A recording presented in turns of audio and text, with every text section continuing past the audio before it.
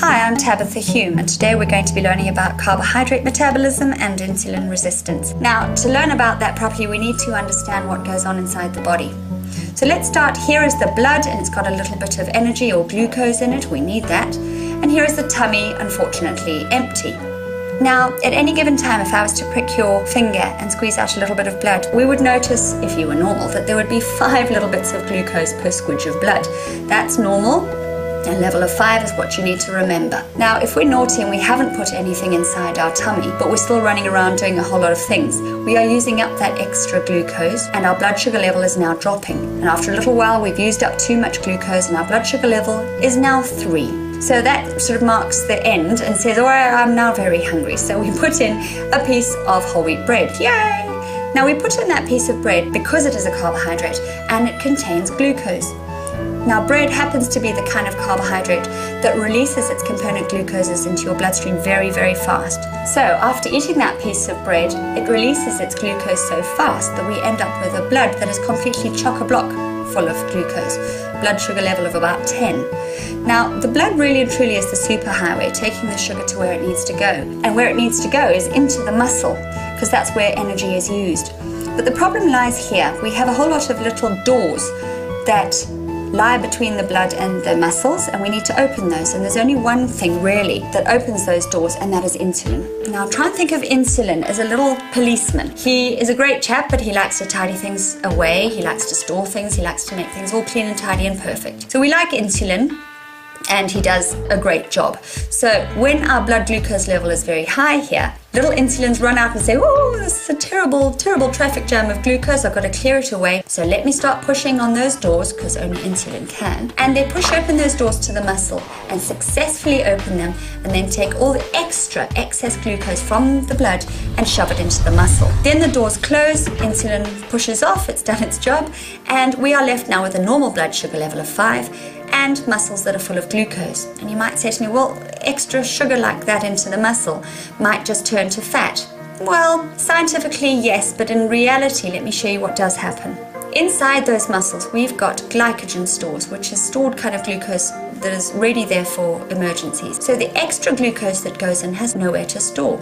So you might say, well, what happens then? Well, let's look inside that muscle. We've got a whole lot of little muscle fibers that jump up and down all the time, using energy and releasing it as heat. Just touch your arm, you know that you're warm, you're alive. That muscle has tone. It is jumping up and down all the time, using energy and releasing it as heat. And that's all good and well. So when we put in extra glucose, those little muscle fibers just jump up and down even more, and they start releasing even more heat. So that's the fate of excess glucose. It makes our muscle fibers jump up and down even faster. So it gives us a bit of carbo-sizing. So this is carbohydrate metabolism. We understand that. But what happens in insulin resistance? Well, let's go right back to the beginning. Here is our blood with a little bit of glucose in it that amounts to 5, which is normal.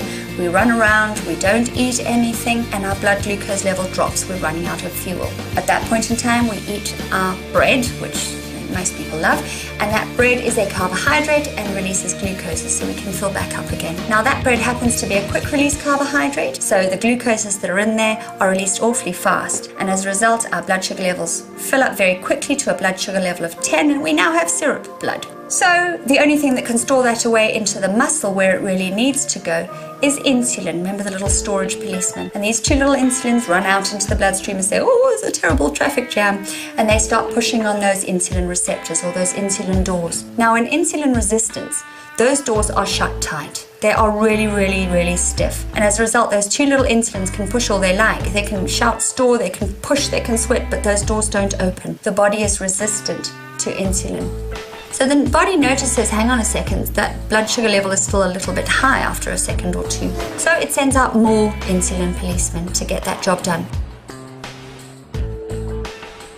And more insulins come, and more insulins come. And after a little while, we now have many, many little insulin policemen all pushing at those doors, really trying hard, all shouting store and trying to tidy everything up. Now with that amount of brute force, those doors are overwhelmed and the glucose is cleared from the blood. Our blood sugar level does return back to 5. So this is not diabetes. Diabetes is when your sugar level remains high and those insulins, as much as they try, don't work. This is not diabetes, this is insulin resistance. So the blood sugar level does return back to 5. But the problem lies in there being so many insulins. In the olden days, we didn't used to have a problem with there being too much insulin in the blood. As long as the sugar was cleared, we didn't care because the person didn't have diabetes. Now we know that too much insulin in the blood is a huge problem, and I'll show you why.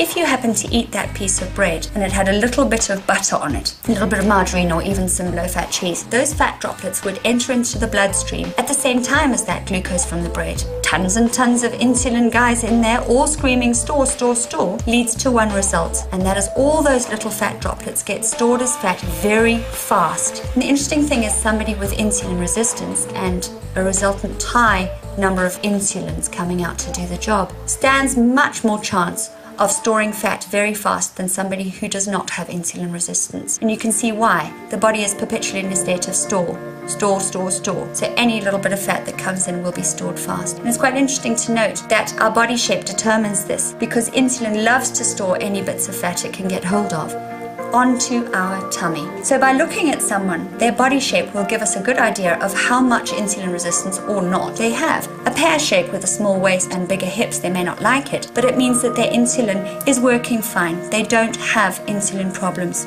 Somebody, however, who has an apple shape where their waist is actually a bit bigger than their hips, we know for a fact has too much insulin inside their blood. It just requires a blood test in order to tell how much. So just by looking at someone, it's quite interesting. A woman that has a waist circumference of more than 88 centimeters stands a very high risk of developing lifestyle disorders because she has insulin resistance.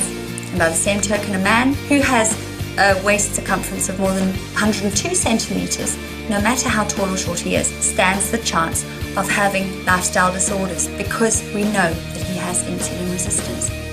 So you can see the insulin little policemen do their job beautifully. They tidy things away, they keep our blood sugar level nice and normal. But having too much of the little chaps can cause a number of problems. And those problems are all grouped together and called Syndrome X. That's what I treat. Syndrome X comprises of high blood insulin levels, a high cholesterol and strokes and heart attacks, a high blood pressure. It also leads to certain types of infertility, gout and inflammatory disorders, and a myriad of other problems that are very easily sorted out once we understand how insulin works and what to do with it. So we move on from here to what kind of diet should we be following and how do we fix this problem. Thanks for watching.